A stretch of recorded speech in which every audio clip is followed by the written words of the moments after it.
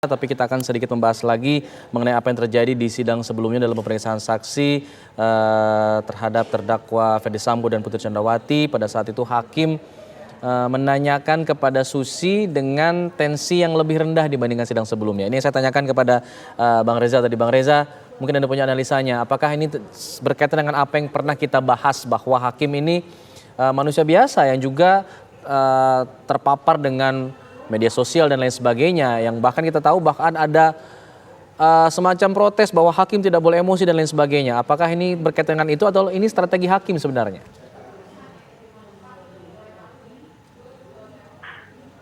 Sebagian kalangan menganggap bahwa ruang sidang itu hanya boleh diisi oleh rasionalitas, tidak boleh diisi oleh emosi.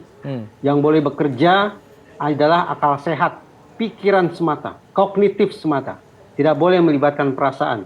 Bahkan perasaan, emosi, afeksi, atau istilah-istilah jenisnya dianggap sebagai hal yang subjektif yang justru akan bisa merusak proses persidangan. Tetapi psikologi forensik memandang sebaliknya. Karena psikologi forensik memahami bahwa setiap orang, termasuk mereka-mereka yang kita hormati yang mengenakan jubah itu, adalah manusia juga.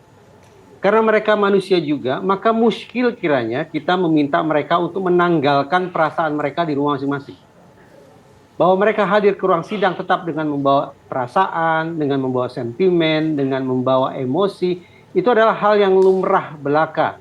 Tinggal lagi bagaimana kita bisa memastikan bahwa keterlibatan emosi di ruang sidang adalah keterlibatan yang memiliki manfaat yudisial. Dalam pengertian, keterlibatan dieksposnya emosi tersebut akan bisa meningkatkan bobot proses persidangan ini.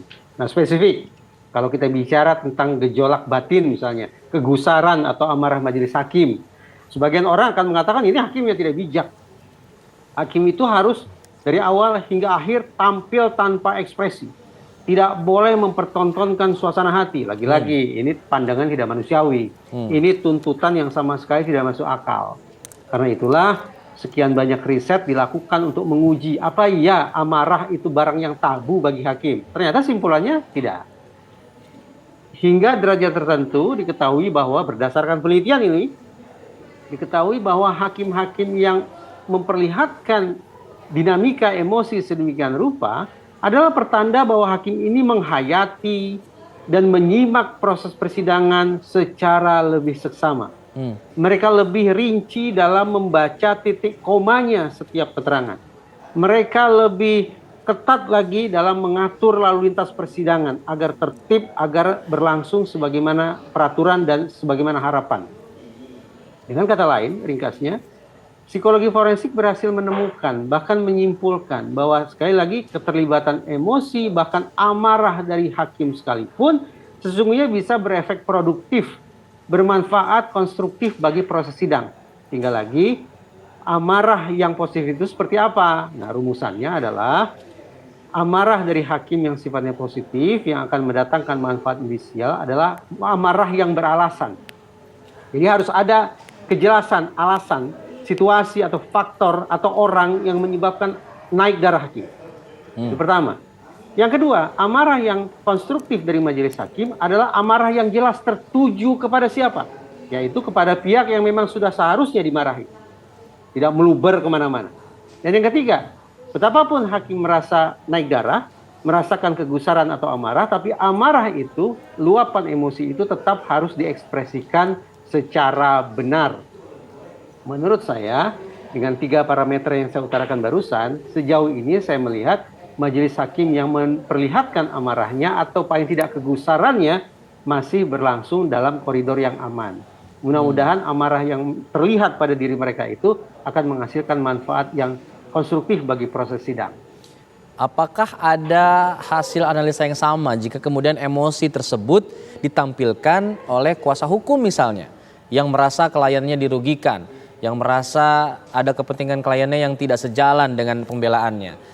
Apakah ini juga memiliki efek yang sama begitu, konstruktif juga atau bagaimana? Tadi saya katakan, kalau amarah itu sehat, amarah itu konstruktif, amarah itu mendatangkan manfaat yudisial, terlepas apakah amarah itu diekspresikan oleh hakim, oleh jaksa, atau oleh pengacara, menurut saya adalah sah-sah belaka.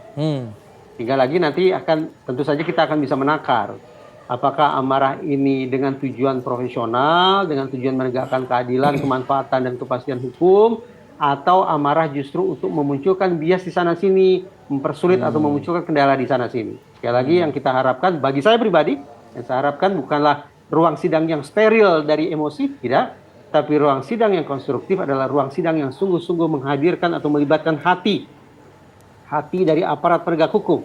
Tinggal lagi bagaimana keterlibatan hati itu bisa dilakukan, bisa diekspresikan dengan cara-cara yang mendatangkan manfaat yudisial itu tadi. Baik.